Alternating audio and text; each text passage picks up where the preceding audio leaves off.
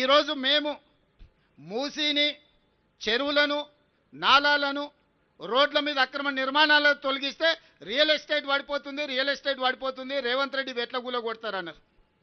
సరేనయ్యా, మరి real estate పెంచుదామని 400 ఎకరాలు ఎవరికో ప్రైవేట్ కంపెనీకి కట్టబెడితే 20 ఏళ్ళు వీళ్ళు వానికి అప్పచెప్తే 20 ఏళ్ళ తర్వాత నేను కొట్లాడి వెనకకి తెచ్చి ఒక పెద్ద ఐటీ పార్కును డెవలప్మెంట్ చేస్తే లేదు ఇక్కడ ప్రకృతిని కాపాడాలి, ఇక్కడ చెట్టు ఉంది, పుట్టు ఉంది, పాము ఉంది, పిట్ట ఉంది, పాములు ఎట్లా బతుకుతాయి, పిట్టలు ఎట్లా బతుకుతాయని ఈరోజు ఆ 400 ఎకరాలను అడ్డుకుంటూ. అసలు మీ బాధ ఏంది? చెరువులను కాపాడి మూసి ప్రక్షాళన చేసి నాలాల ఆక్రమణలు తొలగించి రోడ్లను తొలగిస్తే ప్రకృతిని కాపాడినట్టు కదా, ఈ నగరాన్ని సుందరీకరించినట్టు కదా.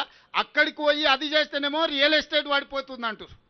ఇక్కడ పెద్ద పెద్ద పరిశ్రమలను తీసుకొచ్చి ఐటీ అండ్ ఫార్మా కంపెనీలను తెచ్చి లక్షలాది ఉద్యోగాలు ఇప్పించి వేల కోట్ల రూపాయల పెట్టుబడులు తీసుకొచ్చి ఒక ఇన్ఫర్మేషన్ నాలెడ్జ్ సెంటర్ని క్రియేట్ చేద్దాం ఒక 400 ఎకరాల అంటే లేదు ఇప్పుడు ప్రకృతి వాడిపోతుంది అంటారు.